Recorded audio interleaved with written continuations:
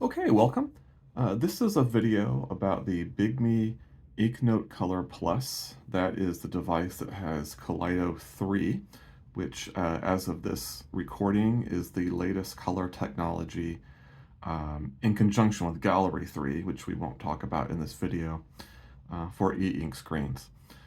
I recently purchased this device, my first Bigme device, and I've been pretty happy with it. I have some comments on Reddit, so you can find those there if you're interested in going a little bit deeper on my thoughts on the device.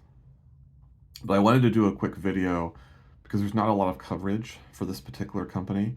So I just wanted to walk through what features are present in the device just to orient people on what they can expect if they were to buy a Bigme device. So this will be more about the operating system and the features and less about this particular device. So let's get into it. What you see on the screen is my screensaver. This is pretty cool. So what this basically is if I go ahead and click on, this is the notes that I have, and I have a particular note where I've put an image in there. And if you hold the note, oops, there we go, you have a number of options. And one option is to set as the screensaver picture, and that's what I've done. So when you are in standby mode, that is that the device is not in sleep mode, then the screensaver shows up, as we can see here. And this means I can click on the power button and pretty quickly get into the device. I'm finding that in this particular mode, I'm burning about 8% of battery life a day just on standby mode. There is an ability to go into a deep sleep. And by doing that, it really does a great job of preserving battery life. But the cost of that is that I'll have to hold the power button down for a few seconds, and then it'll go through a boot sequence. And then the device will launch. I haven't timed that specifically, but it takes about a minute. So I prefer having the ability just to go click, go right into the device, and then start taking notes. And I'll just click on a notepad like so.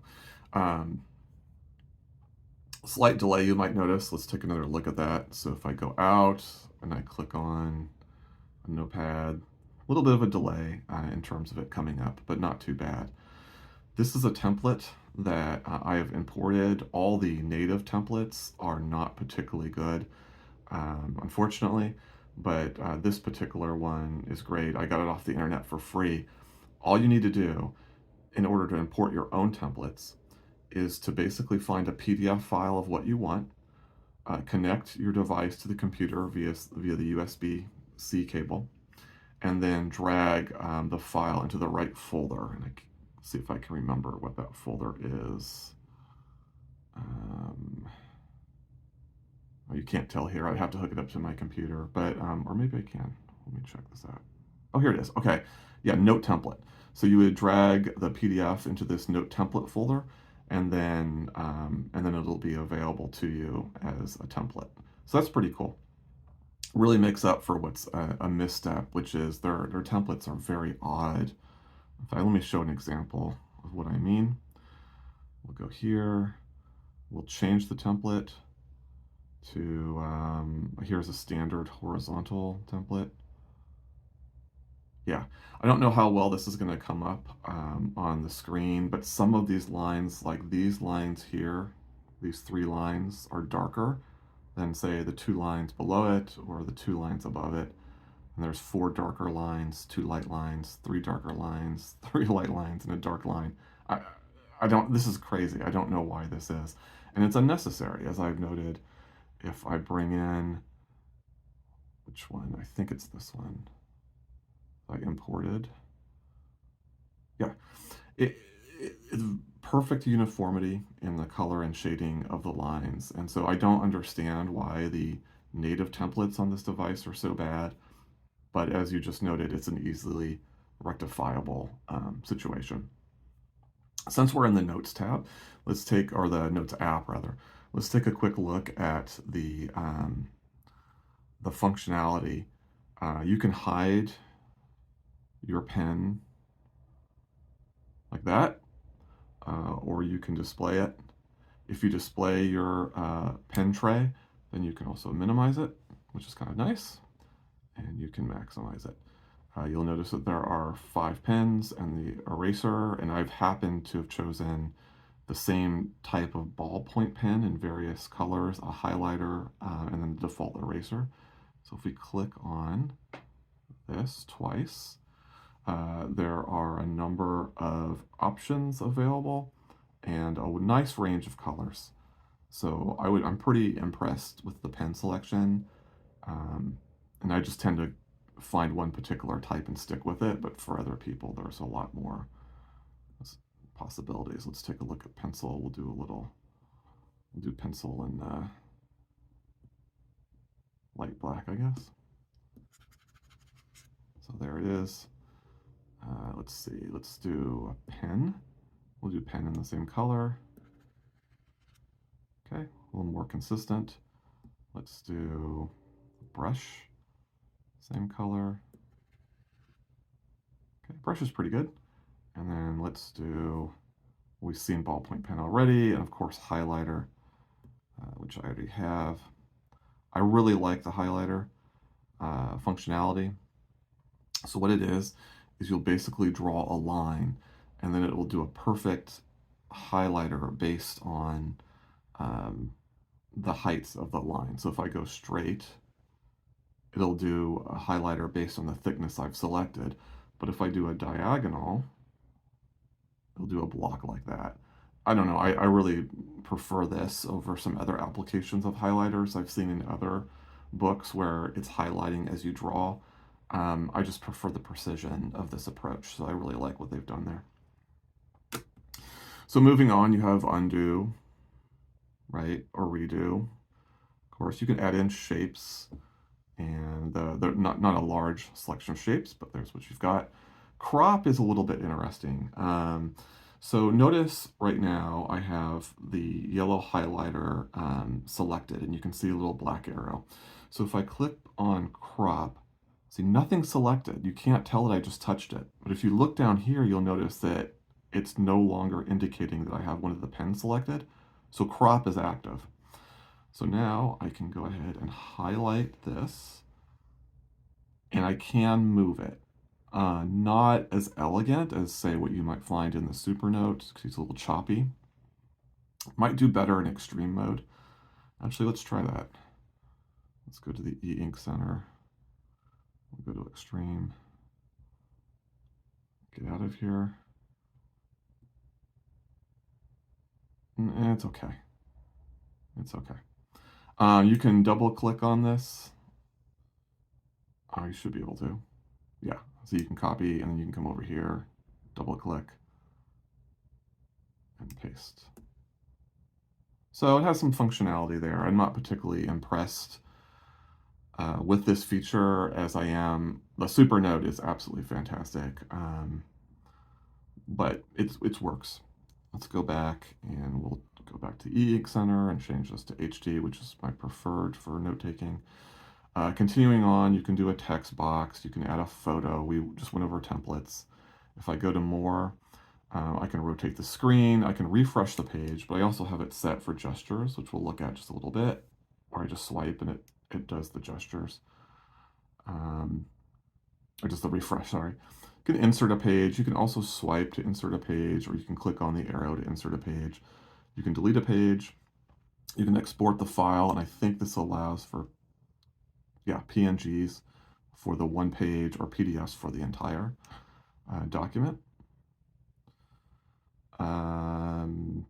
Transfer text is supposed to convert handwriting into text. I don't use this function at all. I played with it a little bit. It wasn't very successful, so I can't speak to it. Can't tell you what encryption is. This is where it's allowing for finger touches. So if I click on this, see, now my finger touches won't do anything. I prefer to have that on. I can rename the sheet, share and sync. So those are all the functionalities of the note-taking app. Relative to the book's platform, There aren't nearly as many features in this software. However, I find this has all the features that I need, all the things that Books has, and Books has a lot more going for it in terms of note-taking features. I actually don't think that I don't miss anything that Books does. So I have to agree that they're the better UI, but in practical terms, this UI is more than acceptable for what I'm using it for. I should point out, though, that I'm using this for at home. At work, where I need to mark to-dos, and I need to make lists of those to-dos, and so on. That the Supernote is my daily driver, and this could never replace the Supernote. So it's definitely has. I wouldn't use this for business, but for home note taking, it's perfectly acceptable. I've got a Bluetooth stylus here that I've set. We'll look at what we can set the buttons to later, but if I click on either of these buttons, it's the erase feature. So I'll just do that. Just get rid of all this. Cool. We'll refresh to clear the screen. And that's a note-taking app. It looks like I'm still in the crop mode, which I have no idea about. So if I click on this, that should go away. Okay, let's get out of the note-taking app. I'm going to talk a little bit. Now we're in the home screen. There are two different types of home screens that are possible. This is one of them where it goes right into your notes, or they call it Office. And they have a little bit of simple functionality on the screen. You cannot go from these images to lists in the screen. It's only these note icons. But other than that, it's fairly robust. So you have the choice of this as your home screen, or the other choice is if you click on the app drawer, and that can be your home screen. And I've selected this view because I'm mostly doing note taking. This bar on top is not customizable at all. This bar on the side is completely customizable. So if I click on this menu management, okay, so I have 4 pages of different apps, and if I click on, the item will then show up on the side. Right now, I've only selected what you see on the screen, but if I selected more things, it would add them down below, and then this would be a bar that I could slide up and down. But I like having everything on one screen, and I don't use a lot of these apps, so I only have what I use here on the side. I believe you can hold this down and move it up. Yeah, and then change the order, like so. So I really like this functionality. This is my favorite part of their UI. Going through the rest of the UI, there's the e-ink center, which we have right here. And ignore that, that's my Alexa. And it has your standard modes. You can do your refresh frequency. You can play around with the some of the different options about the e-ink. I do have it set to 100 on vivid enhancement. That has absolutely no impact on notes, in my opinion. This could be 0. It would look exactly the same. I do find for pictures and videos, I like the 100 on that setting with a little bit of dark enhancement, and that's pretty much all I use for all the tablets functions. This mode right now is, because I'm in the home screen, is the universal e-ink center. I can also go into a particular app and then launch the e-ink center, and it'll be specific for that app. Again, that's the app drawer. This is global handwriting. This is a feature that if I turned it on, I could go into, say, Kobo Books and do handwriting. I haven't used this feature, but I believe what it does then is it creates an image that it saves into your, onto your storage that shows the document in handwriting. So that's one example of why you'd use global handwriting. If I click on this little icon with 3 lines, this is basically the active apps, and so I can either click X to get rid of them, I can click on them to move in, or I can do this little paintbrush down below, and it gets rid of all of the active apps. Actually, it probably wasn't a paintbrush. I think that was actually a dustbin. This icon here is dual screen.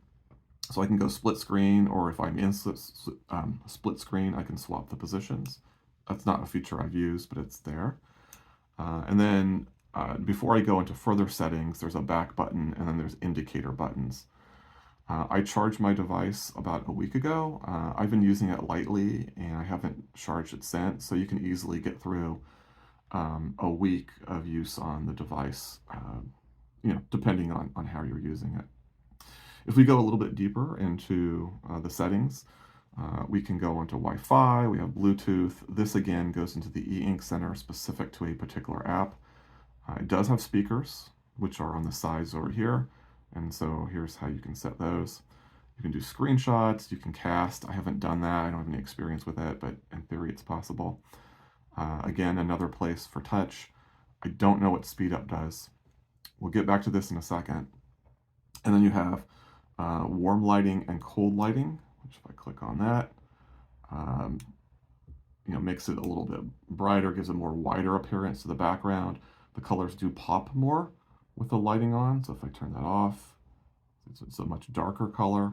I tend to find for note-taking, I don't have a need for the front lighting, but if I'm doing any reading, then I do. So I'll turn on that lighting, or if I'm looking at an image, or I'm looking at a video, which I don't normally do on this tablet, but if I did, I would turn those lights on. Let me show an example of that. So I'm going to go ahead and open this up like so. And this is a blue square here, and this is kind of a blue section, and it's kind of dark. You can tell, but you kind of have to look at it. If I swipe down on the lighting, see the colors become much more apparent. You can see the green and the definition better, the blues come out more. So the front lighting does help. I just tend not to use it to save battery, and I don't find it's necessary in the context of note-taking. Okay, let's go ahead and turn that off. I'll have it linked to, which they call alignment. So if I unchecked alignment, I could set the warm and cold lighting at different levels. Okay. If we go in then to more settings, you've got your connectivity menu items, which is pretty standard. You have this thing here to connect your stylus. This stylus button item, these are all the options that's available to you for these 3 buttons here. And actually, yeah, so this is the page up, I believe, and this is the page down, and then this is the power key right here. The power key also functions. If I double click on that, I get a pointer, which has no use except to entertain the cats. But lots of nice functionality here. Having the first 2 keys being paging functions allows me to go into apps like Kobo and to page up and down whatever I'm reading. So if I click on Kobo, and this would be true of any app, I just happen to use Kobo. We'll launch into a book. We'll go into a book I wrote. Okay. There you go. So see, I'm pressing the button here, and then the page is advancing. If I press the other button, it'll go back. So pretty cool. So you can hold onto the pen, use the page buttons while you're holding onto the tablet. And this also allows for easy switching, right? So I can now hold onto the tablet with this hand and use this hand to do the page buttons. So that's a really nice functionality. This stylus, it's intriguing. It's not your traditional stylus, not just because of the Bluetooth buttons, but it's very lightweight. It almost feels cheap, especially relative to this device, which is pretty high quality. I would say this is second only to the Remarkable 2 in terms of the quality of the device. Great weight distribution. It feels solid. It looks great. But the pen it feels much cheaper, and yet I like the pen. I like the size of it. It's easy to hold and to use. There's a I can't think of the name of it, but there's a film on top of this device that allows for kind of scratchy handwriting, which is pretty cool. Uh, so yeah, I enjoy this pen a lot, even though it feels cheaper relative to the device, and it's weird to see these in juxtaposition with each other. This high quality device with this kind of flimsy magnetic attachment stylus, and yet I still like the stylus. So go figure. I'm gonna go home. I'll swipe like that. We'll go back to settings, and here's kind of the global text size. You can again do your sleep timer. This is what puts it into that standby mode. The shutdown delay is what would put it into a deep sleep. But again, if I go into that, it takes a minute to start up, and so I choose not to do that. Gesture settings. Here's some examples of what you can do by swiping either on the left, center, or right. So there are some examples there. And then I don't have these active, but if I did, those are the options for either the left or right sides of gestures. Okay, let's go back. Other settings, this is pretty straightforward. The home style is where I can either go to my notes or to tablet. I prefer the notes. And everything else is pretty standard. And then this stuff is standard as well. You can sync only to OneNote. I tried it, it didn't work very well. And I've never found syncing to OneNote to work well from an e-reader, including from books. So this doesn't disappoint. There are no options to sync to other services currently. System update. I've actually had one update since I bought this a week ago. That's nice to see them working on the device. You've got an about the device, and you've got, I think this is a way to email them if you have any issues. And then you can set up an account, which I've chosen not to do. So that's an overview of the system and how it works. I don't want to go into every single app that's on here. I'm going over the main points. Hopefully you found this informative and it gives you a better sense of what it's like to have a Bigme device. Final thoughts on this particular device. What I would say to folks considering it is as an e-reader and as a note taker, it's a fantastic device. It's great having color notes. I really appreciate that. I like having this device. The downside is it's $700, and I actually bought this without a cover, so there's an additional fee for the cover, although if you buy it directly from Bigme, you do get that cover included in that $700. Is it worth that type of money? I think for most people the answer will be no.